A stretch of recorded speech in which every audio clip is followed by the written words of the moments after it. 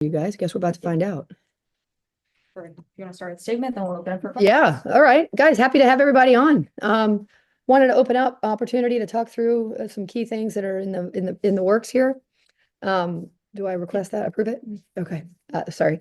One of them is obviously our first, we had our first true road environment win, but we also now have our first TV win, and I mean TV opportunity, as well as 10,000 plus tickets sold. Great opportunity. So we can talk about that part, and we can also talk about signing day officially. Finally, we can talk about the new additions to our program, all of whom are not only people that we needed and wanted, but people that will make a real difference for us. So happy to answer all questions regarding those two matters at any time.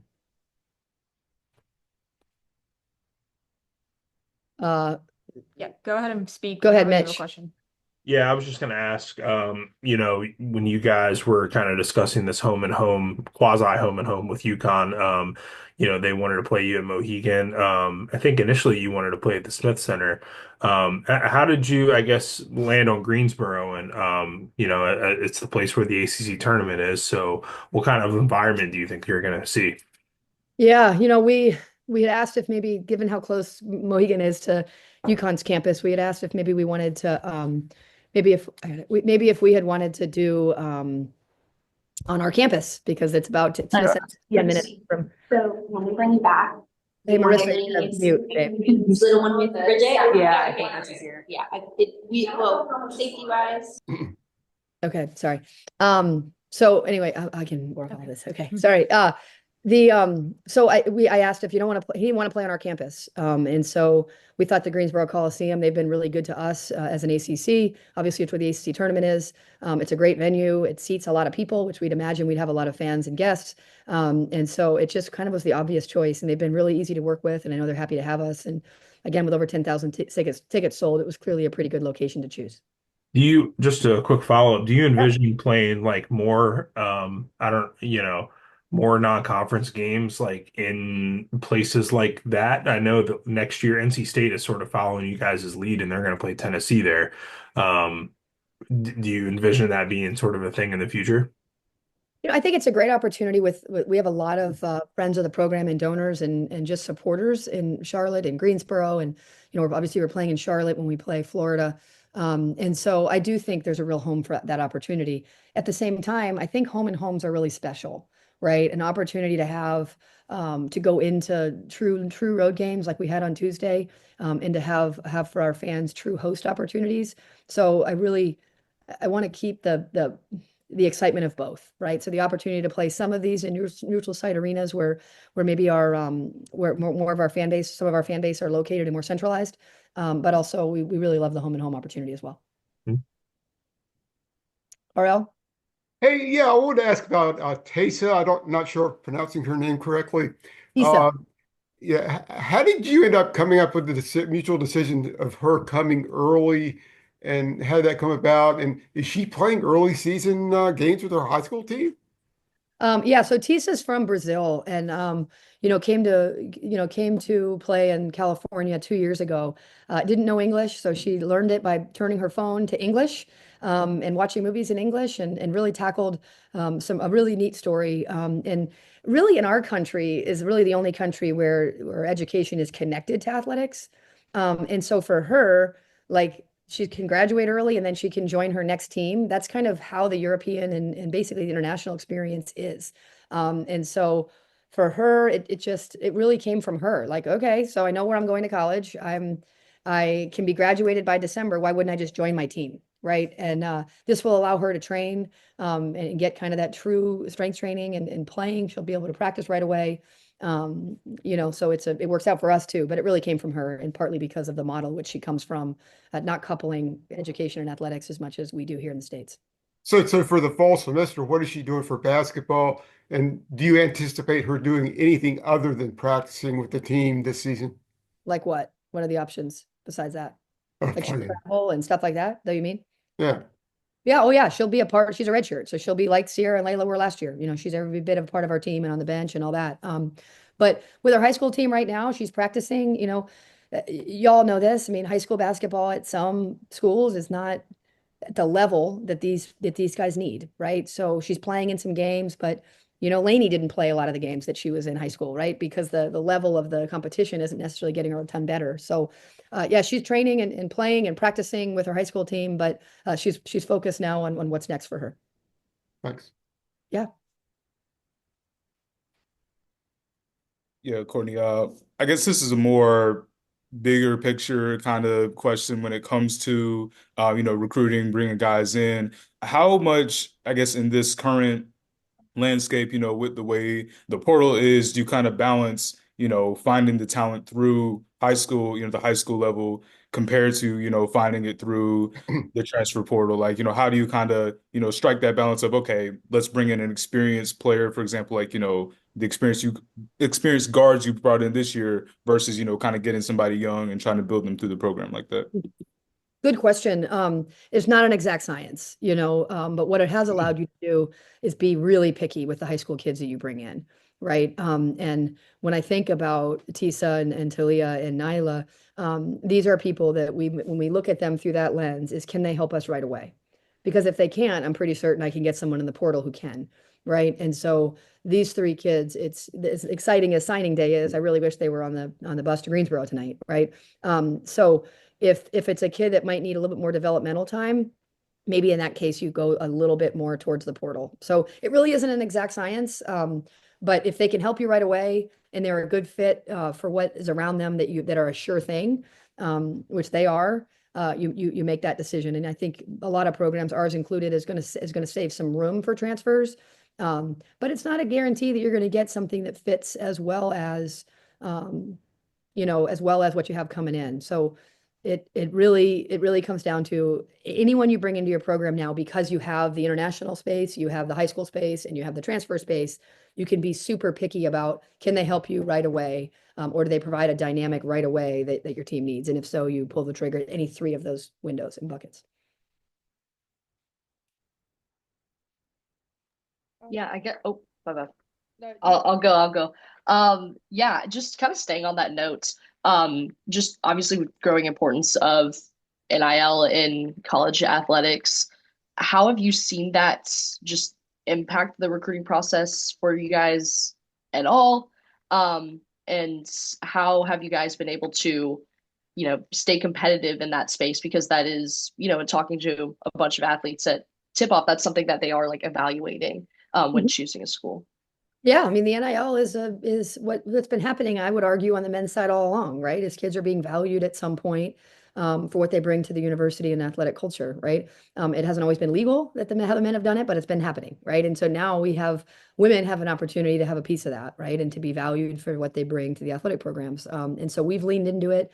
We've had to really have get the great buy-in and support of these kind of avid Carolina basketball fans to support that. And as I've said, it gives you an opportunity to donate outside of the brick and mortar, which is typically where donors have cemented their legacy. But now you can donate to humans, right? Into human capital, into human talent, which has a legacy. I mean, you think about Alyssa Usby, she's going to carry the legacy of Carolina as far as a new facility would, or a new locker room, or whatnot, long after she graduates. So it's been a huge part of the process. It's just another added factor. I don't think it's ever in place of, but it is certainly contributes to everything from relationships to fit to timing to location to level of education to all the different factors that these kids are doing. If there was one way to do it, it wouldn't be as interesting, right? There's just a lot of different ways to navigate the recruiting process now, and the NIL is certainly one of those factors, and we've leaned in fully to it. Hey coach, switching back to the game tomorrow. We know that Paige Beckers is returning to UConn as one of the best players in the country. And last year against you guys, she got done on both ends. So what has been your preparation this year to deal with her? And do you have a potential matchup to go against her? Yeah, I think Paige is probably the consensus #1 draft pick. That's my own assessment. And I think what makes her special is her ability to counter the reads that you give her. And so she's not really a kid you can scheme a ton against, right? Because if you do this, she'll do that. And she reads it in live time, right? We've had a handful of WNBA programs in our gym already this year. And as we talk, just as coaches do, about some of the best players that are still in college, there's a lot of things being said about Paige that are accurate, right? And that is that she's just a really tremendously skilled offensive player. She's also very unselfish, So if you focus too much of your game plan on stopping Paige, not only is that not easy, but then you get other All-Americans an opportunity to be more open, right? And to have their opportunity. And so it won't be alone. We're not going to be on an island on Paige, but we also will share responsibilities as we do typically with our defensive coverages. And what a great opportunity to play what probably is the number one draft pick next year. What an opportunity for us, this team that outside of the returning starters, basically everybody else is new to the uniform, right? And so that kind of happens in college basketball now because any of the backups, they want to go play somewhere else where they don't have to be a backup, right? And so you got a lot of new guys that annually. So it's early for them to see that challenge, and it couldn't be any better because, as we know, it's a marathon, not a sprint. What a great opportunity to play a really great player by committee. And they also will have Azzy Fudd this year, who was not present on the court last year because of injury. What's your plan going against her as well? Fudd has dealt with some injuries kind of throughout her career. I think she's very close to being back. She might even, we have a feeling she'll play on Friday. She's a shot maker. She's tight in her skill set, so she can get into her mid-range. She's a really good offensive player, who also can play within a system and facilitate for others. You got to play her straight up too. She's a big physical wing. She can handle a little bit. And you also have to make good offensive players defend. I think UConn's defense is better than they're getting credit for. So we'll also have to make their really good players defend in a variety of ways too. So to beat good teams, you've got to be able to be really good on both ends, and containing AZ will be part of it. Hey, Courtney. I wanted to ask you a little bit about Gino because you're a few years behind him, obviously. So he's been around the game a long time. He's succeeded at a very high level for a long time. I'm curious, kind of what it's been like for you watching him as you've been coming up the coaching ranks to your position of someone that's been winning national championships for multiple decades. Gosh, I remember I spent about 2 hours with Gino in his office when I was a graduate student, and I did an oral history on sport leadership where I basically was trying to figure out if sports was a vocation I would potentially be in. Basically, what is coaching, right? And here I was as a grad assistant coaching in college at my alma mater at Dartmouth. And so instead of being in the library studying the World War or other things that you have to do a lot of research for, I instead chose to do an oral history, which allowed me to interview Gail Gestincourse, Anton Dorrance, Kei Yao, Gino Oriyama. And I remember sitting in his office for that 2 hours and having just a real conversation and learning from him as much as from anyone, that coaching, that really authenticity is your superpower, right? And how you do it, how he does it, how I do it, how Kei Yao does it. Doesn't have to be the same, right? But you've got to be kind of true to you, and the people that are most successful have the right people around them, players and staff, et cetera. And he's had a wonderful staff. He's had so many good players. And it's hard to win without really good players, right? So they've kind of won that recruiting game year after year, and kind of coming into games with the best players. And so the fact that he was able to give me one-on-one time, I was like I said, 3 years out of college, and really, open up, what are some mistakes he made? What was his journey like? And it was time that I still hold valuable, right? And then spent more time with him through the USA basketball stuff, and he's authentically him, right? And as a young coach, and now kind of a mid, kind of in the middle of that now, as I've aged, there's something really real about that, right? Is that kind of who you are every day is what you need to do. Now, the whole up and down all around is hard for this age group, and so he's one of the best because he's the best at being it himself, and he's really won the recruiting battle year after year in a way that is true to him.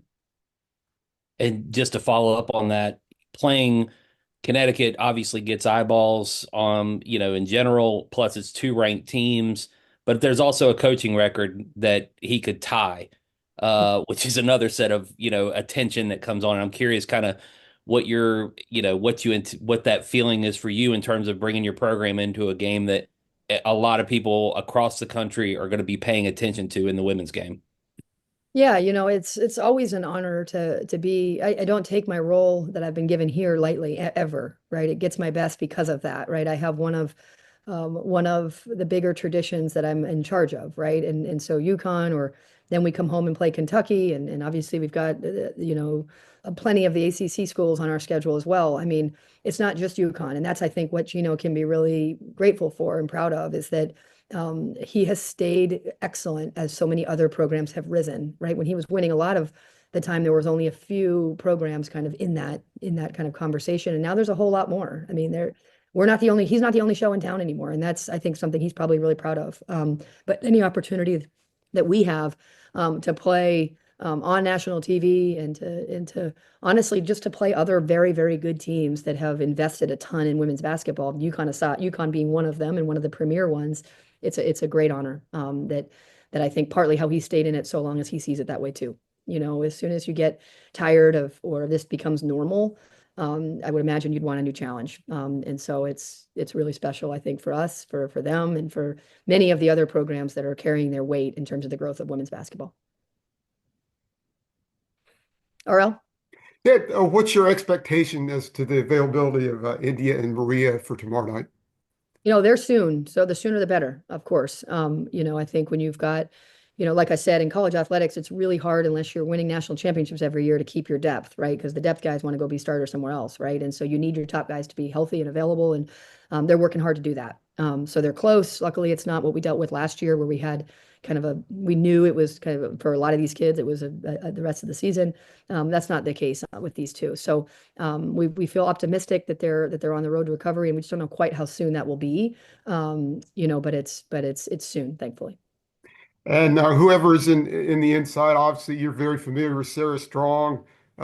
Quite a challenge for whoever you put out there. Talk about that a little bit. Yeah, Sarah's the first number one player to come out of the state of North Carolina. It was really came down to us and them in the end. It's a kid and a family that we really hold dear. So it's the only game on the schedule that I won't be rooting really hard for her, to be honest. She's a, she's a lovable kid who's got a generational type talent. She'll be a real joy for everybody to watch throughout her career.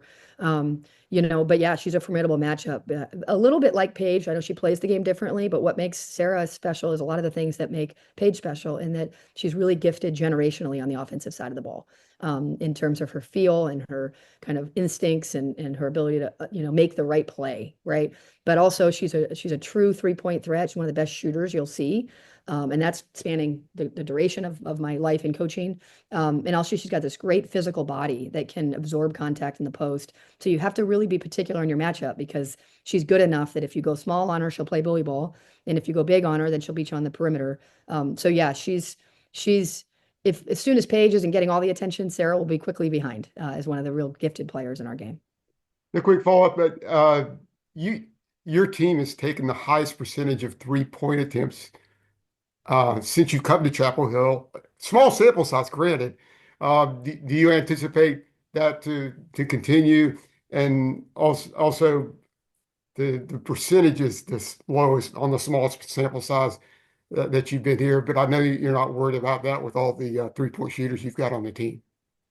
Yeah, it doesn't feel like such a small sample size, as you can see all these wrinkles. But yeah, we want to take great shots, take open shots. I felt like there were times last year when we took a lot of contested shots, right? And the analytics is out that wherever the shots are from, if they're uncontested, it's a good shot, right? And so I really applaud our guys are getting a lot of open shots, and partly because of the command that our inside game requires is that, and partly how fast we play, those are the shots that we're getting that are, the open shots. And if they weren't shots I was good with, meaning they were contested or the wrong guy was taking them, the wrong guy wouldn't be in. So yeah, I feel like, it's a little bit of the nature of what shots that we're getting. Our percentage as soon as our percentage goes up, our offense will score more points. But what we're doing, especially this point in the season, RL and all y'all, is that we're tracking on the quality of our possessions, meaning what does that possession end with? If it's an open shot, if it's an open shot, if it's a make or miss, it's considered a good shot if it's an open shot, right? Or if you're fouled, right? And I'm really appreciating that game to game, our percentage of good shots has gone up, right? And so, and then yeah, you've got to be able to knock down open shots at this level, and we'll keep working to make sure that happens. Thanks. Cool. Jeremiah. Yeah, I know you mentioned with UConn, obviously Paige's return and the things that Sarah Strong does well, and a few of their individual players. I guess when you look at them collectively, thinking back to last year's game and then looking at the film of them this year, are there any significant changes or differences? I know obviously you still have the same coach, so a lot of their system would probably be the same. But are there any tangible differences that you noticed from last year's team to what they got going on this year? Yeah, they're more experienced. They were starting three freshmen last year when we played them. Now, if Azzy's back, they'll start, seniors. And then, Chen's a fifth year senior, the kid I coached and recruited at Princeton. I didn't coach her, I recruited her. Actually, Chen is a great story. I had found out that I'd gotten the Carolina job and that I was going to take it, but she was on her visit or official visit to Princeton at the time. So the very first person outside of my family that I told that I was going to be the next coach at Carolina was Caitlin Chen. And at breakfast, and both of us cried because obviously I was leaving a place where I started a family and all the things that came with that. And she cried because she had come to visit Princeton with me as their head coach, right? And so I said, listen, I'm going to honor the visit because you deserve that. So I still think this is the best place for you. And so I spent the next 36 hours hosting Caitlin Chen on her official visit to Princeton. And so, she's a very good ad, and that's a fifth year kid who's now running their point, where you have KK last year running their point as a freshman, right? So they're just more experienced. Their system remains good. I also think Sarah, as I had said, was one of the best players in the country. And so you also add a kind of a good running mate uh, for Paige that's different. It's not like they're both the same. They play the game the same way. Shade's a dangerous character on that team as well. And she's now a sophomore, not a half year freshman. It's earlier for us. And so although we've got, depending on who's playing, we've got a really experienced starting core. There's a lot of youth that's still gaining experience right now. So it's an early game for us to have this challenge that might be a little bit different a month from now. But so yeah, there's some differences as well. Yeah, the systems are the same. They're playing a much of the same system with a little bit better pieces and more experienced pieces. And we've got some kind of a different system than we had because we've got different pieces than we had. Shelby? Yeah. Just going off of that, wanted to ask what are some of the lessons, if any, that you're taking from that loss last season? And do you think there's any like extra motivation amongst the players to kind of get one back for this matchup?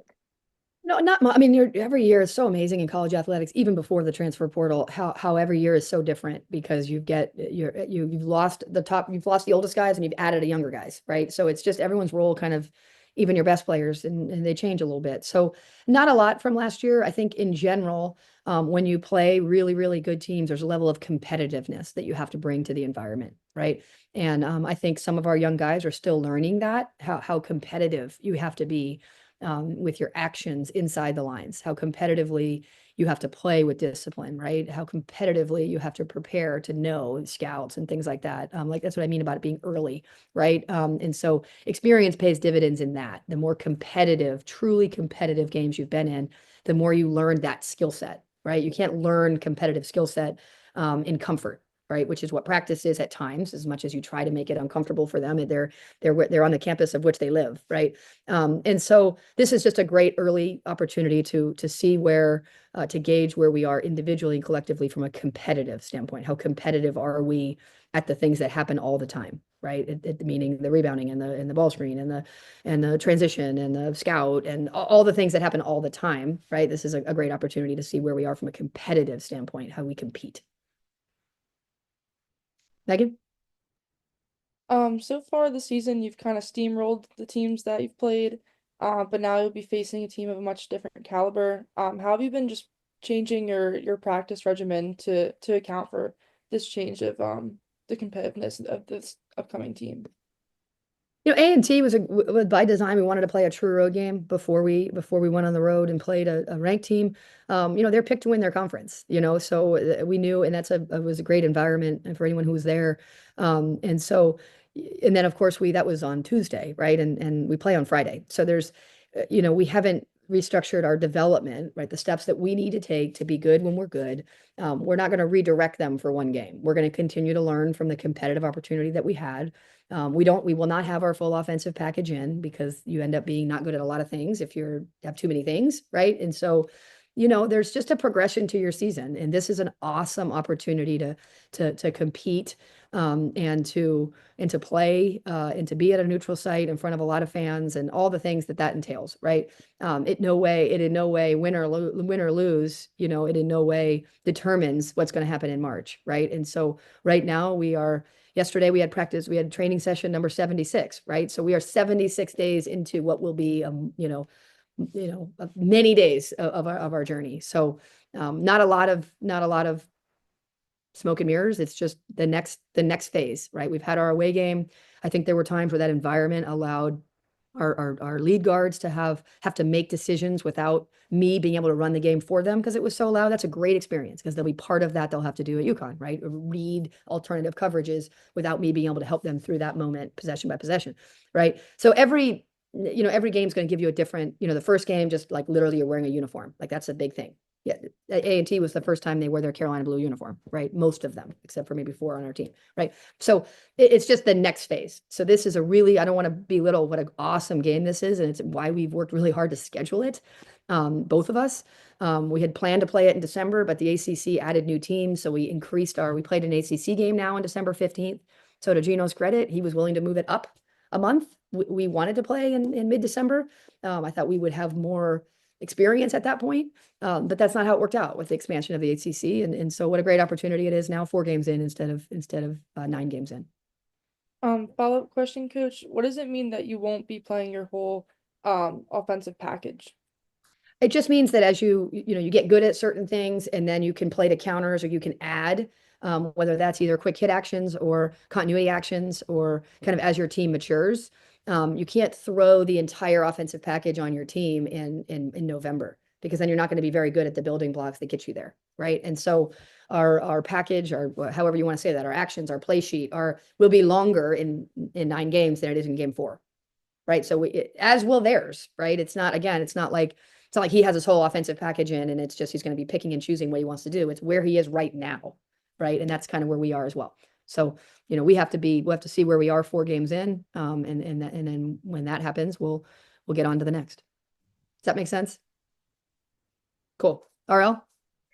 Yeah, I'll ask about Lexi's defense. I mean, she's played some outstanding defense this season, and we saw that Tuesday night. How nice is it to have somebody to go up against a Paige Beckers who's defended Caitlin Clark and basically the best player on every opponent that you've had?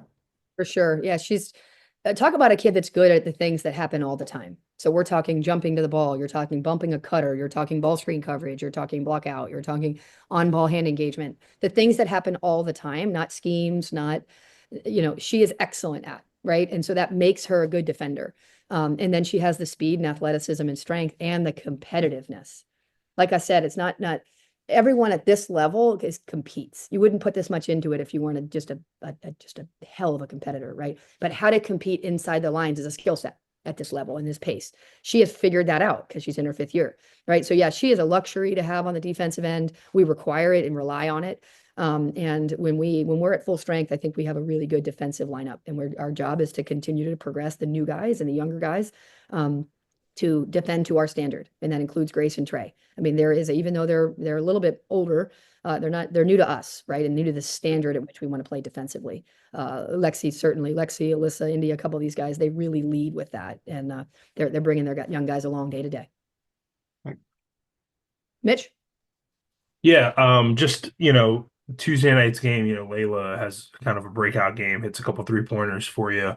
It just kind of made me think about last year's UConn game where you're tied with them at halftime, and then Renaya goes out, and then you have 6 players for the next half. How good are you feeling about that? Gross, Mitch. Don't even bring that up. Oh, it's terrible. I'm walking out to the tunnel, and I felt like Renaya had finally come out of her shell a little bit, and I get told that she's out. I was like, wait, right now she's out? Right? So yeah, and then I said, that means we've got 6 players. And our trainer said, yeah. So we will have more than 6. So that's exciting. Not more than 6 that have 6 games of experience, probably, but we do have more than 6.